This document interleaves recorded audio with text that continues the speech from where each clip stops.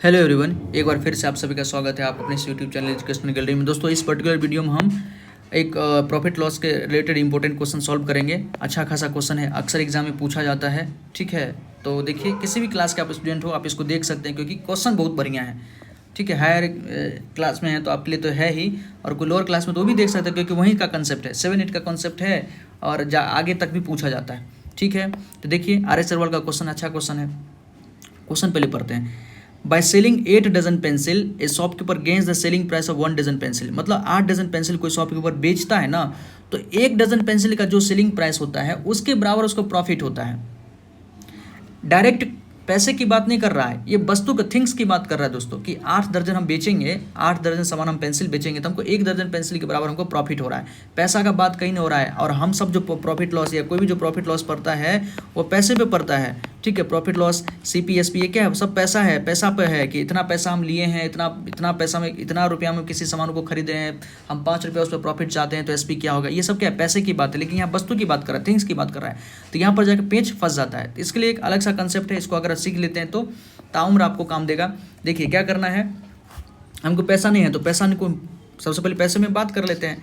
Bye selling 8 dozen pencil, 8 dozen pencil वो बेच रहा है। ठीक है, तो मान लीजिए क्या कि एक let SP of 1 dozen pencil, 1 dozen pencil let SP of 1 dozen pencil be 1 रुपया।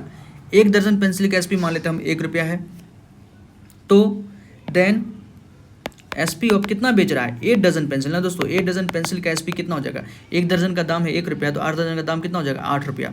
अब देखिए SP है, ये हमारा क्या है दोस्तों, SP निकल गया, 8 बेच रहा है तो 8 का SP हमको पता चल गया, 8 का SP कितना है, 8 रुपया हो गया। ठीक है, SP हमको पता चल गया है 8 रुपया। क्या हो रहा है, इसको गेन हो रहा है, gains the selling price of 1 dozen pencil. 1 dozen pencil के सेलिंग प्राइस के बराबर गेन हो रहा है, और 1 डजन पेंसिल का सेलिंग प्राइस हम कितना निकाले हैं, 1 रुपया, तो गेन हो रहा है इसको कितना, 1 रुपया। गेन कितना हो रहा है दोस्तों, 1 रुपया। अब देखिए SP पता चल गया है, आपके पास गेन है, तो क्या CP नहीं निकाल सकते हैं। आपने किसी सामान को 8 रुपया में खरीदा है और मन ही मन आप हैप्पी हो रहे हैं कि आपको 1 रुपया का प्रॉफिट हो रहा है। ध्यान से सुनिए, आपने किसी सामान को 8 रुपया में बेच रहे हैं, आप किसी सामान को 8 रुपया में बेच रहे हैं और आप मन ही मन हैप्पी हो रहे हैं कि हमको इस पर 1 का प्रॉफिट हो रहा है। इसका मतलब सामान कितने में खरीदे होंगे, 7 में। स्वाभाविक है, कोई भी कर सकता है। 7 में किसी सामान को खरीदिएगा तब तो उसको 8 में बेचिएगा, तब आपको 1 का प्रॉफिट होगा। तो CP बराबर क्या होगा, SP माइनस गेन कर दीजिए, SP माइनस गेन कर दीजिए। ठीक है, CP बराबर SP माइनस गेन कर दीजिए। या अगर आपको वैसे पता हो कि SP होता क्या है, अगर ट्रेडिशनल आपको पता हो तो SP बराबर होता है CP प्लस गेन। CP में अगर हम गेन को ऐड कर दे तो वही हमारा SP होता है, तो दोनों तो एक ही फॉर्मूला है ना। ठीक है, आप बताइए, इस फॉर्मूला पर रख दीजिए। SP हमारा कितना है दोस्तों, 8 है। CP हमारा निकालना है, तो CP हमको निकालना है। ये तो अभी तो वैसे कर लिए आप लोग कि डेटा छोटा था तो निकाल लिए, लेकिन हमें तो फॉर्मूला पर कर कीजिएगा तो आपको चीज़ें आसानी से हो जाएगा। CP प्लस गेन, गेन कितना है, 1 है, तो यहाँ से आपको CP कितना निकल जाएगा दोस्तों, 8 माइनस 1 कितना हो गया, CP हमारा 7 हो जाएगा। आप देखिए CP आपके पास 7 है, गेन आपके पास है 1 का है। हमसे पूछा है, क्या पूछा है, गेन परसेंट निकालना। तो गेन परसेंट क्या होता है, गेन परसेंट दोस्तों देखिए,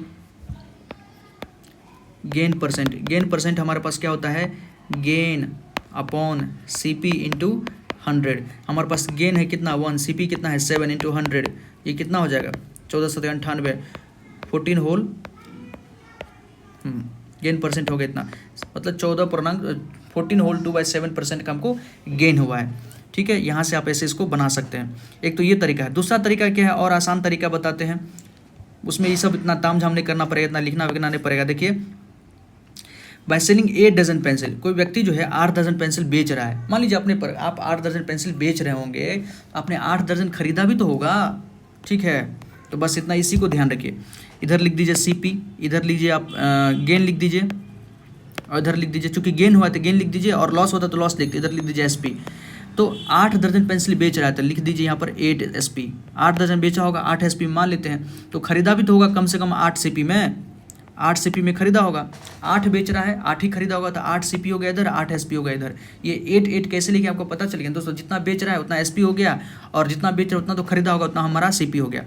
गेन किसके बराबर हो रहा है, गेन ध्यान देखने वाली बातें हैं। गेन CP के बराबर हो रहा है कि SP के बराबर। अगर CP के बराबर हो रहा है तो CP में लिखते, SP के बराबर होता है SP लिखते वहाँ पर।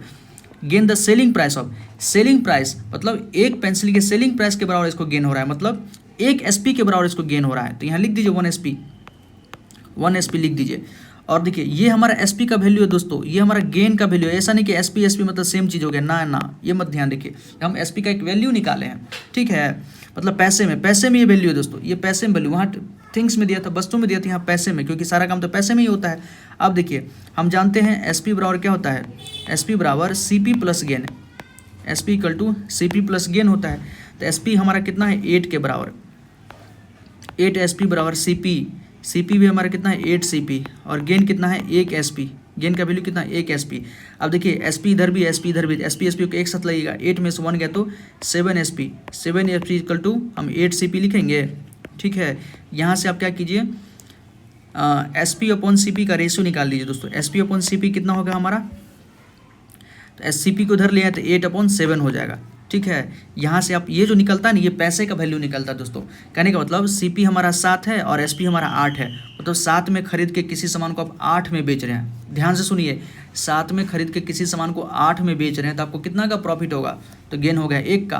हमको निकालना है गेन परसेंट। गेन परसेंट में क्या होता है, गेन परसेंट में ऊपर हम गेन लिखते थे, गेन हो गया 1 का, और CP कितना है, CP तो लिखना पड़ेगा इंटू 100। तो यहाँ भी देखिए वही डाटा आता है, यहाँ भी वही डाटा आता है, तो यही हो गया हमारा 14.2/7% आंसर। आप वैसे बनाइए, ऐसे बनाइए, दोनों तरीके से आप इसको बना सकते हैं। बड़ा ही शानदार क्वेश्चन है। अगर इस पे आपको क्वेश्चन प्रैक्टिस करना है तो हम 3-4 क्वेश्चन आपको अवेलेबल करा सकते हैं डिस्क्रिप्शन बॉक्स में, और इस पे एक और क्वेश्चन हम RS अग्रवाल का ही सॉल्व किए हैं। ये क्वेश्चन आप जाके इसको चेक कर सकते हैं, ठीक है। ये भी क्वेश्चन आप इसको देखिए अच्छे से, और उसी कंसेप्ट, सेम कंसेप्ट अप्लाई करिए और इसको बना के देखिए। अगर ये दोनों सीख गए दोस्तों, तो आप देखिएगा कि जो BPSC टीचर वाला में इसमें क्वेश्चन पूछता है, SSC में, BPSC के हायर स्टडीज़ में, UPSC वगैरह के जो CSET वगैरह में जो क्वेश्चन आता है, इस प्रकार का क्वेश्चन आता ही है। बड़ा ही इंपॉर्टेंट क्वेश्चन हर जगह पूछा जाता है, और क्लास 8 का कॉन्सेप्ट है, 7 का कॉन्सेप्ट है। तो अगर सीख जाते हैं तो आपके लिए बेहतर रहता है। खैर, कमेंट सेक्शन में बताइएगा आपको ये वीडियो कैसा लगा, और अच्छा लगा तो हमारे चैनल को लाइक कीजिए, सब्सक्राइब कीजिए, और कमेंट कीजिए, बताइए दोस्तों कि अपना फीडबैक दीजिए कैसा लगा।